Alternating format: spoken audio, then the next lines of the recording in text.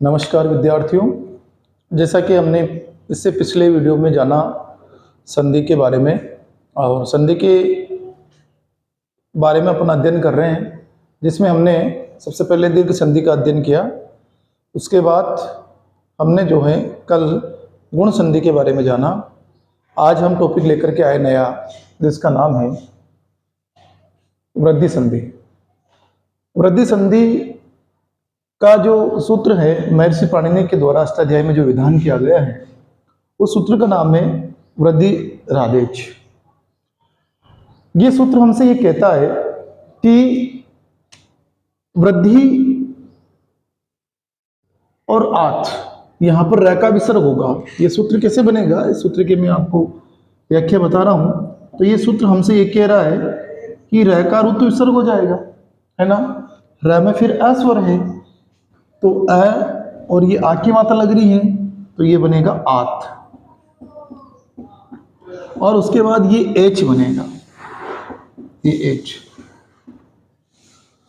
तो ये सूत्र हमसे ये कह रहा है कि अगर आत, अब यहां आत शब्द जो बना है ना, तो आत हमें अवर्ण या आवर्ण दोनों का हमें बोध करा रहा है। फिर एच का मतलब ये होता है कि इसके बाद में अगर एच आता हो, एच यानी कि प्रत्याहार के जो वर्ण है, ये ए आई ओ औ, ये चारों वर्ण क्या कहलाए, एच कहलाए। अब ये अगर एच आता है तो जैसे यहां पर ए आ गया, है ना, या आई आ गया, या यहां पर ओ आ गया, या फिर औ आ गया, तो दोनों के स्थान पर जो है वृद्धि, वृद्धि मतलब जो इनसे बड़ा है ना। वृद्धि मतलब जो इनसे दोनों वर्णों में से, यानी कि हमेशा ए औ, ये आई और औ, ये दोनों वर्ण बनेंगे दोनों के स्थान पर। ये पूरे सूत्र की व्याख्या है। अब इसको अपन जो किताब की भाषा में समझते हैं, परिभाषा में जो लिखते हैं, तो इस प्रकार से लिखते हैं कि यदि प्रथम पद के अंत में, यानी कि ये दो पद हो गए, ये प्रथम पद हो गया और ये द्वितीय पद हो गया। प्रथम पद के अंत में अ या आ वर्ण आए, जैसे कि यार आए, तथा बाद में ए आई या ओ औ वर्ण आए, तो यानी कि ये बाद में ये चारों वर्णों से कोई एक वर्ण आना चाहिए। तो क्रमशः का मतलब अगर अ के बाद में ए आई आएगा तो आई आदेश होगा दोनों के स्थान पर, और अगर ओ औ आएगा तो औ आदेश होगा। तो यहाँ पर औ वृद्धि वर्ण आदेश हो जाता है। इसी को अपन ट्रिकी भाषा में लिखे नॉर्मल सिंपल शब्दों में, तो ये ब्रैकेट में मैंने यहाँ पर लिखा है। ये सूत्र की या तो लिखावट आप इस प्रकार से याद रखो, तो यहाँ इस प्रकार से जो है विद्यार्थी याद नहीं रख पाता है जनरली कि ये लाइनें हैं और लाइन क्या कह रही है। तो इस लाइन की एक शॉर्ट ट्रिक मैंने बनाई है और यहाँ पर ये लिख दिया है कि अ या आ वर्ण के बाद में अगर ए आई आए तो दोनों के स्थान पर आई आदेश हो जाता है। आई जो है वृद्धि वर्ण है। अ या आ वर्ण के बाद में अगर ओ औ वर्ण आता है तो दोनों के स्थान पर जो है औ वर्ण हो जाता है। औ वर्ण भी क्या है, वृद्धि है। अब देखो जनरली जो विद्यार्थी के बारे को ये कंफ्यूजन रहता है कि गुण संधि के बारे में और वृद्धि संधि के बारे में। एक मात्रा मतलब गुण संधि और दो मात्रा लग रही है वर्णों के, इसका मतलब वृद्धि संधि होती है। तो इसका मैं क्लियर कर दूं, यहाँ पर उदाहरण देकर के अपन समझते हैं। देखो कि जैसे एक सिंपल उदाहरण से मैं आपको समझाता हूं। जैसे यहाँ शब्द है, एक तो लिखा मैंने एक एक, ठीक है, और एक उदाहरण लिखा मैंने एक एक। उदाहरण बहुत सारे हैं। अब देखो दोनों उदाहरण में जो संधि विच्छेद करने का जो अंतर आएगा ना, वो बड़ा गजब का अंतर आएगा इसमें। यहां पर एक एक शब्द है और यहां पर भी एक एक शब्द है। केवल अंतर जो है वो मात्रा का है।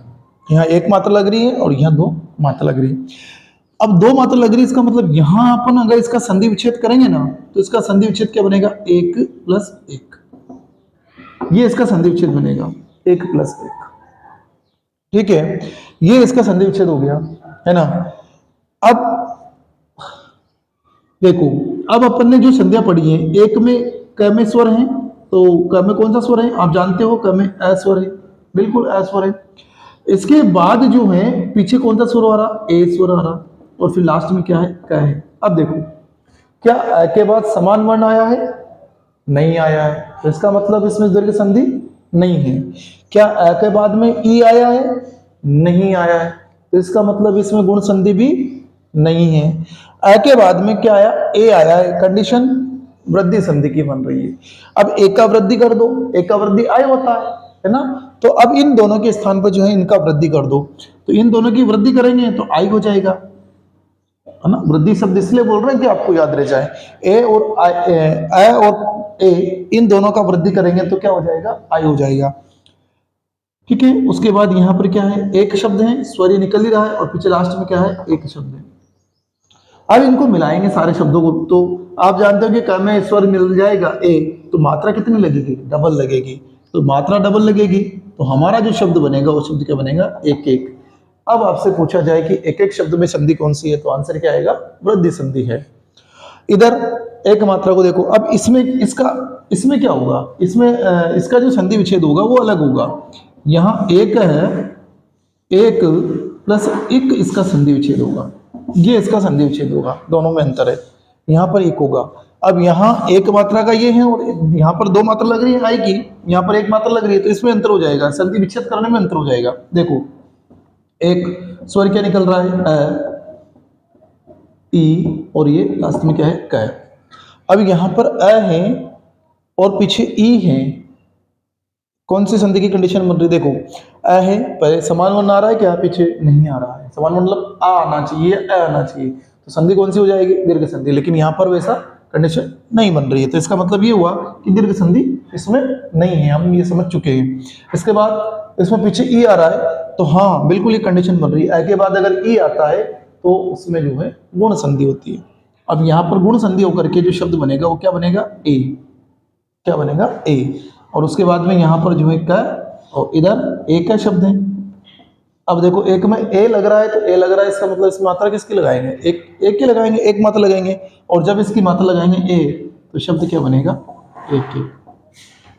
अब यहाँ पर एक एक शब्द बना है और यहाँ पर एक एक शब्द बना है, तो यहाँ ये जो शब्द है, इस शब्द में आपसे पूछा जाए कि संधि कौन सी है, तो आंसर क्या आएगा, वृद्धि संधि, है ना। इसका संधि विच्छेद एक एक, और यहाँ पर एक एक इसका संधि विच्छेद होगा, तो उसमें जो संधि हो जाएगी, उसमें संधि होगी गुण संधि। इसके बाद आपको मैं जो है ओ का उदाहरण आपको समझाता हूँ। ये तो मैंने ए का आई का उदाहरण आपको समझाया है, ओ का उदाहरण भी अपन समझते हैं।